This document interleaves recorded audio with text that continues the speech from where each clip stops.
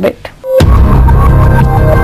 The Financial Planner, presented by the Bombay Stock Exchange. Welcome back to Financial Planner. It's time to take up your queries.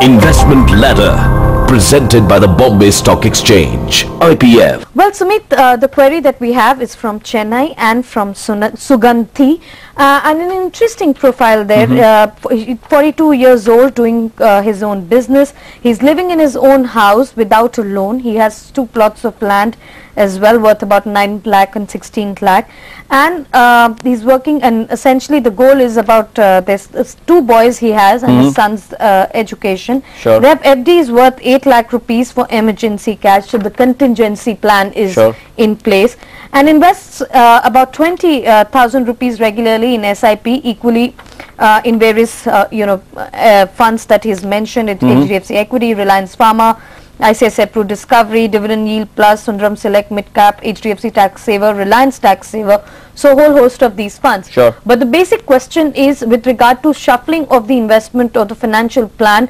and the key questions that he has is that he wants to take a pure term insurance for about 70 lakhs. Currently his annual income is about 8 to 10 lakhs. Okay. He wants to take a health insurance policy in separately in the in individual name of family members. Yeah. And also planning to take a floater policy for the health. Looking at investing about 30,000 rupees more for kids' education and retirement. Sure. And this money, he says, is if needed without taking for my kids' education specifically, Sure. Can withdraw and continue for a entire retirement corpus. Sure. Given a whole host of funds to choose or select from. And another, last but not the least, is the question that wants to invest directly in the equity market, and says that currently, because markets are in lower point, is it a good time to buy certain stocks for a long-term horizon? Sure. So this is what the entire profile is. Yeah. Now clearly, some good, some bad in terms of what is your advice? Okay, first of all, it's a very typical case. So a lot of viewers who are watching should not see it as it's only specific query meant for this particular gentleman. No, it's a very, very typical case. Why it's typical is many of us we have seen, especially in India, we are very good at savings. India saves close to 30% of its GDP, one of the highest. We are not the highest. China is ahead of us, but I think we come second or third in the world in terms of our savings. So we are great savers, and this is the typical example of what saving is. What are lacking is that we are not great investors. And there's difference between saving and investors, and converting savings into investment, you need to have a good financial plan. So let's go through and have a good financial planning approach in this. The first step in financial plan is to understand what is your savings, which looks like to be pretty decent in this case, because he's got income which is decent enough, 10 lakh rupees per annum. Yes, that's his right. expenses doesn't look like too much, though he hasn't clarified or mentioned how much, but because he has a saving potential, it doesn't look like. So income minus expense is the saving, and he's sitting on good enough savings. So that's a good point. The second part, when we are doing a financial plan, is emergency planning is the first step. So in case of any kind of an emergency which family goes through, you should have kept aside certain amount of money which has to take care of that emergency. Again, a good thing in this particular case query. Exactly. He's kept aside 8 to 10 lakh rupees in a fixed deposit of bank, and that's the right approach. This emergency fund cannot be landlocked, or you buy gold out of it, or you buy land out of it, or some other investments lying in post office. It has to be very, very liquid, so that tomorrow if there is an emergency, within a day I should be able to get this money. So that's a great thing. Let's move to the next step of financial planning, which is risk. Yes, which has not been taken into consideration till now. That's right, and that's what we want to highlight. So risk is risk to the family. The risk to the family can be loss of income, which might be a permanent loss because of death. Is it adequately covered? You need to talk about it. We don't think so, but he's asking us the question. We'll answer it in some time. Second is health insurance. Health inflation is one of the biggest worries in India. The cost of health is going up every year. Are you adequately taken care of? Many families we have seen, if not properly insured on the health side, can really get derailed financially. Imagine suddenly you're stuck up with a serious problem, a serious illness, and that takes away 5-10 lakh rupees away from your saving. Whole of your life goals are gone. So you have to take care of it. And third, but not the least part, is asset insurance. We spend so much of time making our dream homes, but we never insure them. You have to make and sure. And whereas it is very cheap. Very cheap. Be aware about it. So the second step of planning risk in financial plan has to be very well articulated. So let's go and take his case. He's saying that his salary is around about 10 lakh rupees. He's asking about term life cover of 70 lakhs. Our suggestion will be go up to 1 crore. That's true. Okay, that's an ideal. The ground rule of about 10 times your annual That's right. Because we don't have other data, otherwise we would have helped him calculate the human life value, which is the right approach in which you bundle the value of dreams, goals, etc. But in this case, it's 1 crore.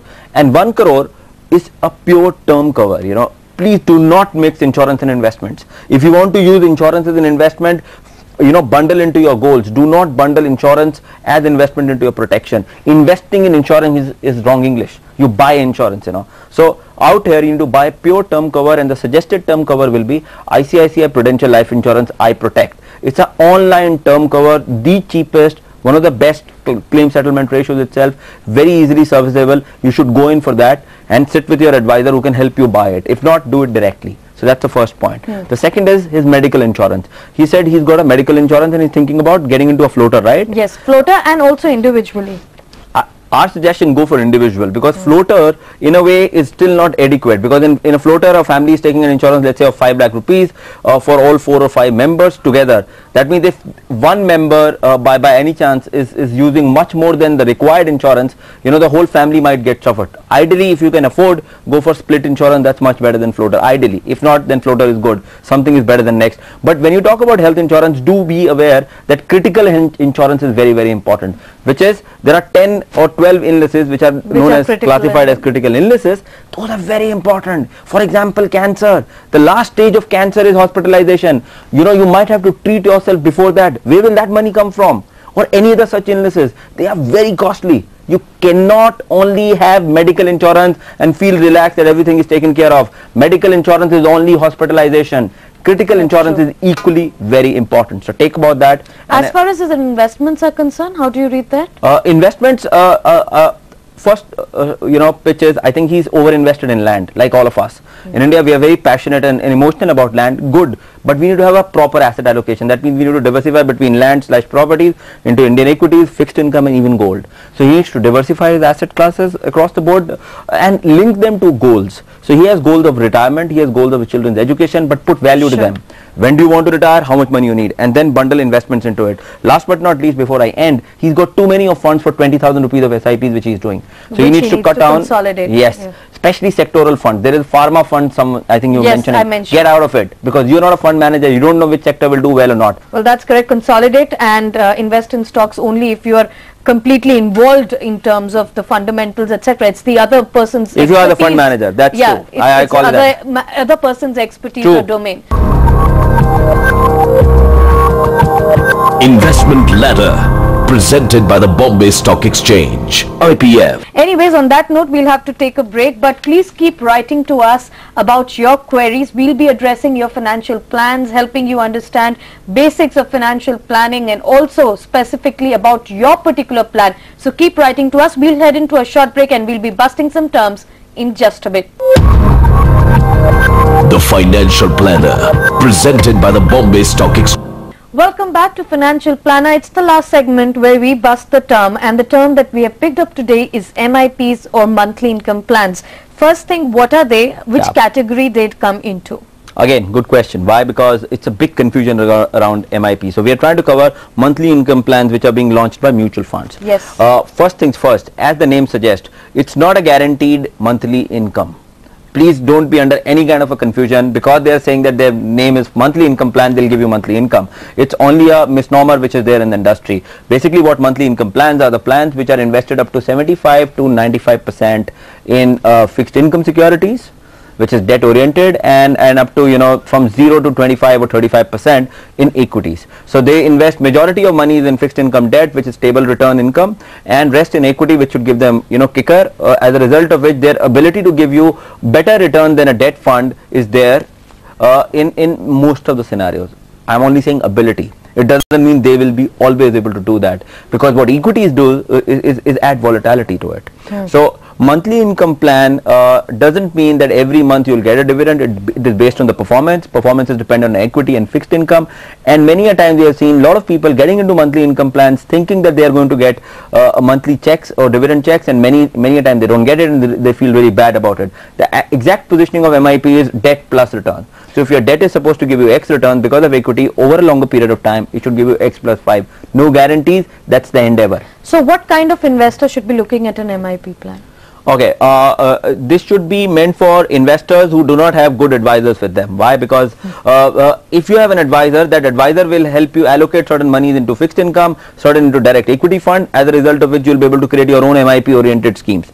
But if you don't have access to good financial advice, then you can go to large monthly income plans of some of the large funds and get your money invested in them and try and get debt plus return. So what do I mean by debt plus return? If debt funds over a 1 year period is giving you anywhere between 7 to 8%, this should over a longer period of time add another 1 to 2% to it. So if you're looking at a return which is more than debt, less than equity, this is ideally the kind of scheme. But trust me, it's not monthly income in the purest form. It is high risk because there is an equity component into it. It is not as high as equity. It's not as low as debt. Sure. Well, Sumit, on that note, we've completely run out of time, and thank you very much for joining us, and thank you all for joining us. But the important part here is keep writing us regard to your views and suggestions, and also your questions, however basic they may be. We are here to address those questions, to give you all the clarifications and educate you as we go along. Thank you for watching.